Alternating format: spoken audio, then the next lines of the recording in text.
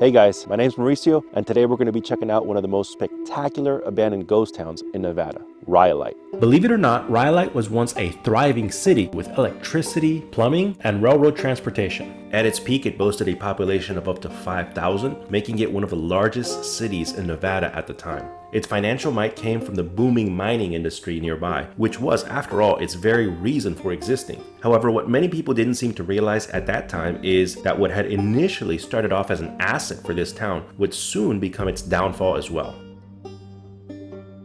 One of the most prominent buildings here was the 3-story John S. Cook and Company Bank on Golden Street, which was pretty much the town's main street back then. Wow, you can still see what seems to be the original bank vaults back there. Can you imagine what this place would have looked like over 100 years ago with its marble floors and mahogany woodwork? You can see why it's considered one of the most iconic ruins in Nevada. And yet, despite its magnificence, it went bust in 1910 in the blink of an eye, along with the entire town, and with the financial fortunes of so many people who got caught up by the allure of quick profits. Finished in 1908, this building cost more than $90,000 to build, equivalent to over $3 million in 2024, which is remarkable given the fact that it was only open for less than 2 years. Much of these lavish expenses went for the Italian marble stairs, imported stained glass windows, and other luxuries. The building housed brokerage offices, a post office, and the bank, which was actually just one of the 3 or 4 banks that were located in the city of Rhyolite back then. The story of Rhyolite begins on August 9th of 1904, when 2 prospectors named Frank Shorty Harris and Ernest Ed Cross hit the jackpot. They found gold-filled quartz all over a hill not far from here, and word spread fast. Soon, thousands of hopeful prospectors and speculators rushed to what became known as the Bullfrog Mining District. Mining camps sprung up all over the area, including this one. Starting as a 2-man camp in January of 1905, Rhyolite became a town of 1,200 people in just 2 weeks, and reached a population of 2,500 by June of 1905. Another one of the large buildings in Rhyolite was the Overberry Bank building here, also located on Golden Street. The Overberry building was constructed in 1907, and in addition to the bank, it also housed the Bishop Jewelry Store. So there would have been at least those 2 different businesses here housed in this building.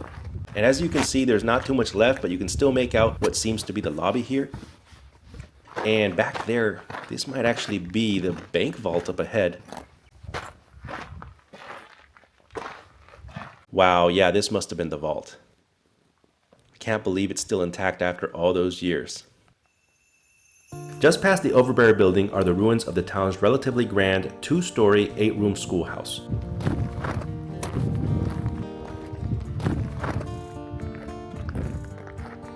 Now, from what I understand, it was the second of 2 schools built here in the town. According to reports from the time, it served over 200 students at a time during Rhyolite's peak here. The first floor was divided into 3 classrooms with a large hallway, and the second floor, the top floor, had 1 classroom and an auditorium. It was built in 1909 at the cost of $20,000, which is incredibly expensive, especially in light of the fact that it shut down only about 2 years later, in 1911. After the collapse of Rhyolite, the original debt of $20,000 for the schoolhouse's construction was passed down to the nearby town of Beatty, and was not completely paid off until 1978. By June of 1905, Rhyolite had 50 saloons, 35 gambling tables, a red light district, 19 lodging houses, 16 restaurants, half a dozen barbers, a public bathhouse, and a weekly newspaper, the Rhyolite Herald. There were also over 2,000 claims covering everything in a 30-mile area from the Bullfrog District. The most promising was the Montgomery Shoshone mine, which prompted everyone to move to the Rhyolite townsite. In February of 1906, industrialist Charles M. Schwab purchased this mine, and that's when things really took off here. Schwab expanded the operation on a grand scale, hiring workers, opening new tunnels and drifts, and building a huge mill to process the ore. He had water piped in, funded a 100-mile-long electric line to Rhyolite, and contracted with the Las Vegas and Tonopah Railroad to run a spur line to the mine. To put it in perspective, back when it was a big deal for a young mining town to be served by even one single railroad, Rhyolite was being served by not 1, but 3 different rail lines. which is almost completely unheard of in the history of Nevada. The first of these three was the Las Vegas and Tonopah Railroad, which began running regular trains to the city on December 14th of 1906. Its depot, built in California mission style, cost about $130,000 to build, equivalent to over $4 million in 2024.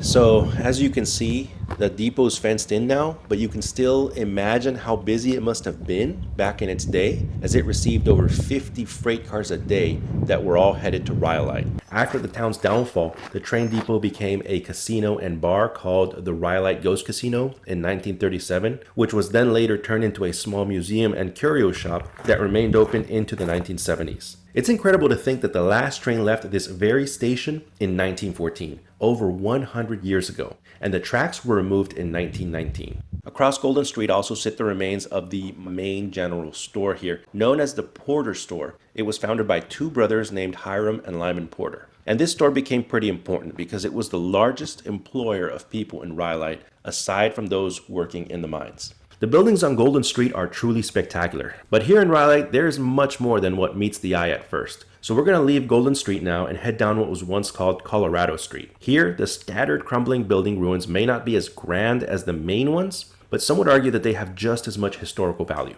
This was Rhyolite's red light district, and the businesses here drew women from as far away as San Francisco. These here are the ruins of the Adobe Dance Hall, one of the main businesses of the district. It was finished in May of 1905, and this was the town's first brothel.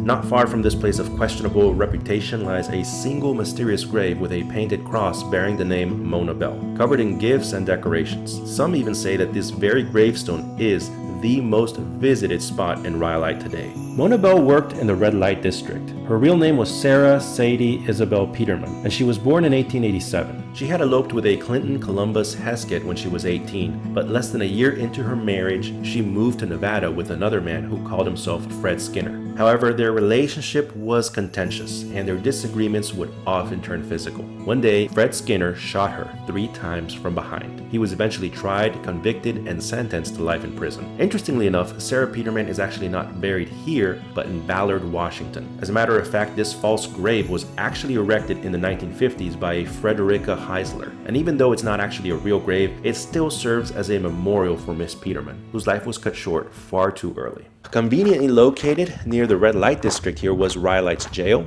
It was built in 1907 at a cost of $5,000. This was a reinforced concrete building that contained a jailer's quarters, a courtroom, and 4 6.5 square foot steel cells. Wow, that looks like a strong metal door right there. I wouldn't be surprised if it's the original.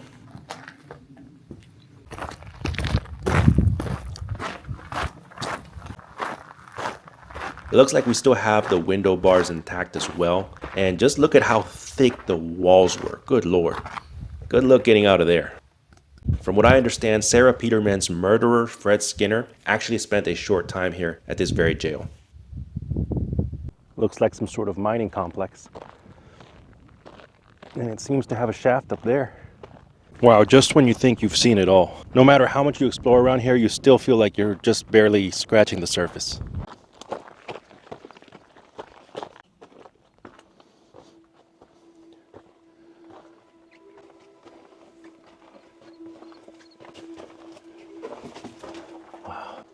This is amazing.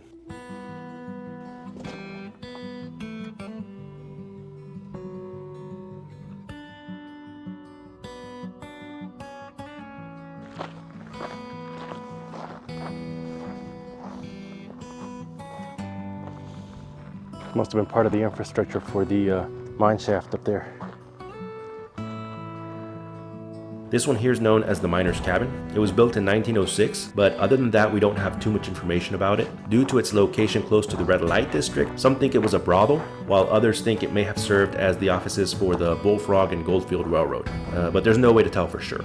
This building here is known as the Tom Kelly Bottle House. It may not look like much, but it's an incredible historical find. This is one of the few remaining examples of bottle house architecture in the United States. There were actually 3 of these in Rhyolite to begin with, But this is the only one still remaining today. You see, in Nevada, wood is scarce and expensive, so miners often had to make do with whatever they could find nearby. And of course, with hundreds of hard-drinking miners in the area, some people decided to put all those bottles to good use. The bottles would be used like bricks, and they'd be mortared together with adobe. Bottle houses are actually pretty good in hot climates because they're cool in the summer and they hold the heat in the winter, and they also allow the natural light in.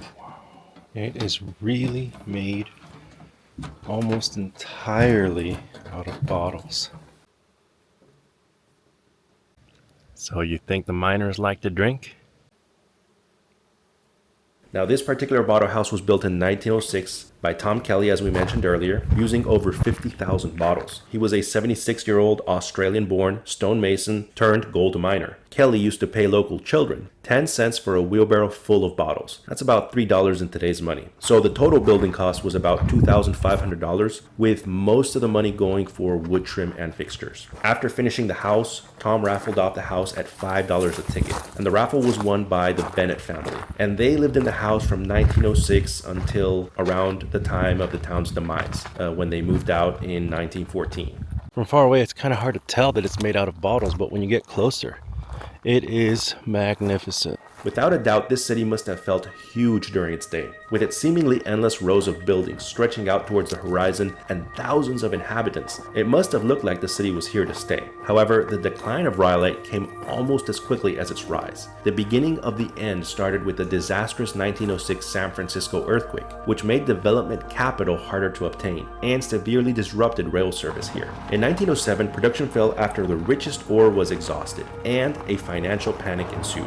An independent study was ordered in 1908 by investors concerned that the Montgomery-Shoshone mine was overvalued. The company's stock value crashed after the study's results proved unfavorable, further limiting available funding. It was truly ironic that the very mining industry that had created this town would also prove to be its downfall just 10 years after the town was founded. All banks in the town had been closed by March of 1910. The newspapers, including the Rhyolite Herald, the last to go, were also all shut down by June of 1912. The post office closed in November 1913, the last train left Rhyolite Station in July 1914, and finally the town was darkened when its power was turned off in 1916. By 1920, there was almost no one left living here. There are so many old buildings out here, and I just can't identify most of them, but they're still really cool to explore. You can see how nature has completely taken over this place. Now, when you get a little bit further away from the city's ruins, you can find a few intact mine shafts on the mountainside like this one. This one's a bit of a hike up on the mountains surrounding the old ghost town,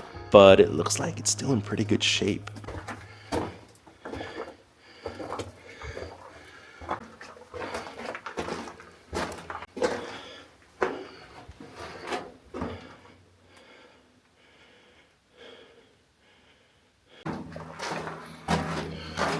It's a little bit deeper than I thought.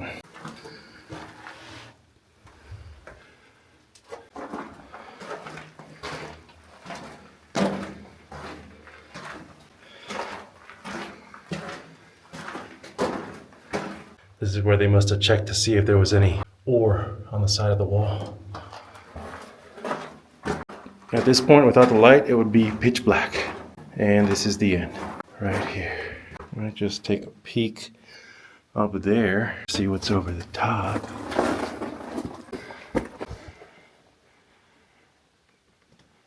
It's much warmer and more moist over here, but I don't think I'm gonna continue any further. It's pretty deep as it is. Actually, it gets hot down here. Let's go.